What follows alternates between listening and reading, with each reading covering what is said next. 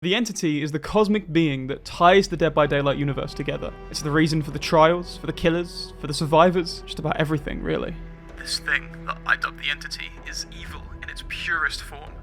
I find it hard to spot, but I can hear the cracking sound this loathsome thing emanates. The Observer describes it as the cosmic embodiment of evil, travelling from world to world, from universe to universe, coating communities in an all-consuming grip of fear. Once it's present, it will try everything it can to drive its victims further towards insanity. The greater an act of atrocity or violence, the weaker the veil between the entity's realm and its chosen world becomes, eventually snatching its victims away from their world and into its own dark and shadowy prison. Like a deity, it surrounds the area, closing in on me as its killers hunt me.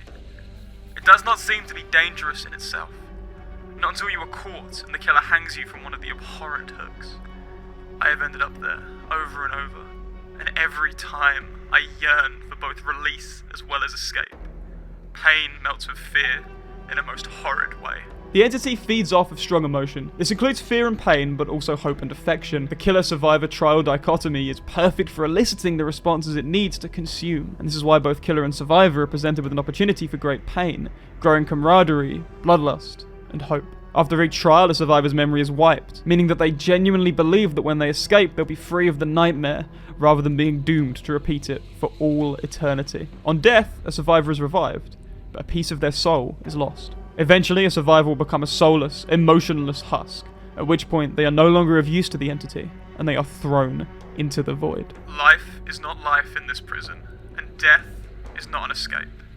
It is merely the start of a new trial, and most survivors are aware that they are caught in something that they will never understand.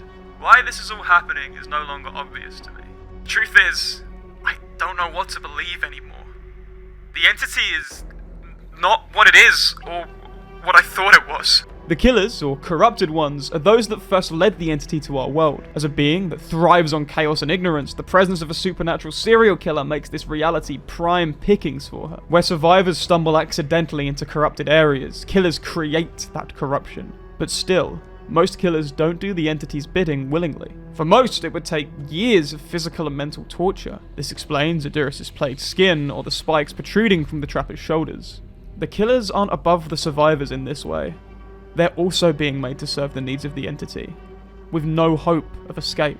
As part of a trial, the entity creates a realm for the trial's events to unfold. She doesn't understand the physical material world as interpreted by her victims, but imprints memories of locales in unfinished and ever-changing ways. Areas that feel familiar, vaguely, but are slightly off each time. The presence of the generators and exit gates are muddled ideas of the logic of the world outside of the entity's realm. These areas are merely expressions of the entity's consciousness. They're meant to make just enough sense to fill the survivors of hope for their escape. Little do they know, of course, that they'll just end up back at the campfire waiting to be summoned once more. The entity is any sense of life within these imagined areas.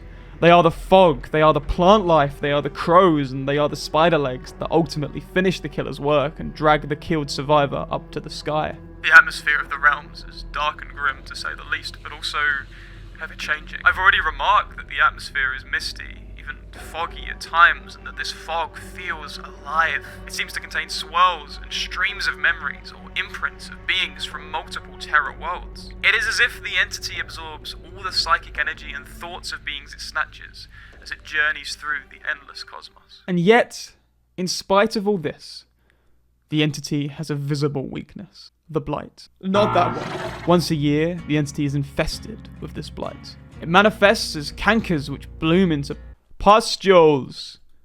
How do I pronounce that word? Oh, I just killed the tone of the video, didn't I?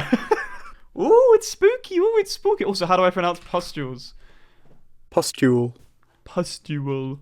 These pustules contain a nectar that can be used to create the putrid serum. Only one being has ever escaped from the void, Vigo. He did this using the putrid serum. It seems that if a victim is aware of the metaphysical relationship between thoughts and the world around them, then they are able to almost outsmart the entity and not abide by the entity's rules. This is why the observer is trapped but not forced to undergo the trials. The putrid serum and control over emotion seem to be the key to, if not defeating, then at the very least, avoiding much of the suffering that the entity inflicts. And I have another theory.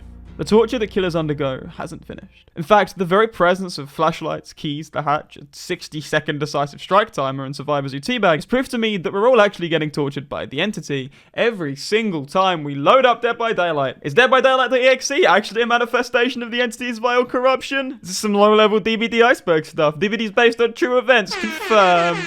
Thank you for watching this video. This is one of what will no doubt be many lore videos in this style. I know that left a few things out. If you want exhaustive detail, then you should read the archives and the wiki. The purpose of these videos isn't to go into exhaustive detail, but provide a casual overview in a somewhat cinematic way. Today's Q&A question comes from Tayip, who asks, why does Freddy hit across the entire map? I think you'll find that this is actually completely accurate to the way that Freddy is depicted in the original Nightmare on Elm Street film. In this clip, he's chasing Nancy, and his arms extend in an extremely goofy and silly looking way. This scene is actually one of the many reasons why I freaking love this film. No, the real reason is that his hitbox is slightly off, as he's one of the only killers that hits with his hand rather than a weapon, so it often feels like he shouldn't have reached you. It's a tough call, really, from a development standpoint, because if they made his hand long enough to hit you, then that would look very strange indeed. But as it stands, playing against Freddy often feels unsatisfying, because it appears that his lunge is insane, even though all killers have the exact same lunge. As well as the names on screen right now, I'd like to thank Gem Rushers Club and Minions of the Entity members Lewis Hernan, Rissin, Merciless Cheeseburger, Just a Pigeon, Santi Gamer, Valiant Praetorian, Joshua Daney, and Alia E. Every time I go to this list, there's a couple more names I have to put on the screen, so I really appreciate that. Even if you're only able to give 99 pence a month or $1 a month, whatever it is, I really appreciate the financial support. Thank you for watching, and I will see you in the next one.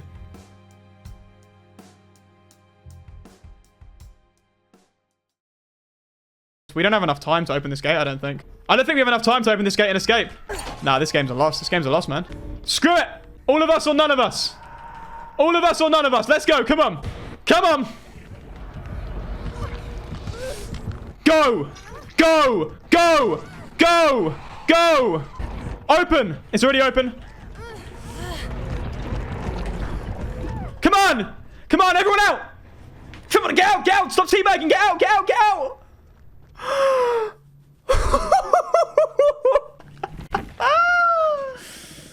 Oh, I'm a king.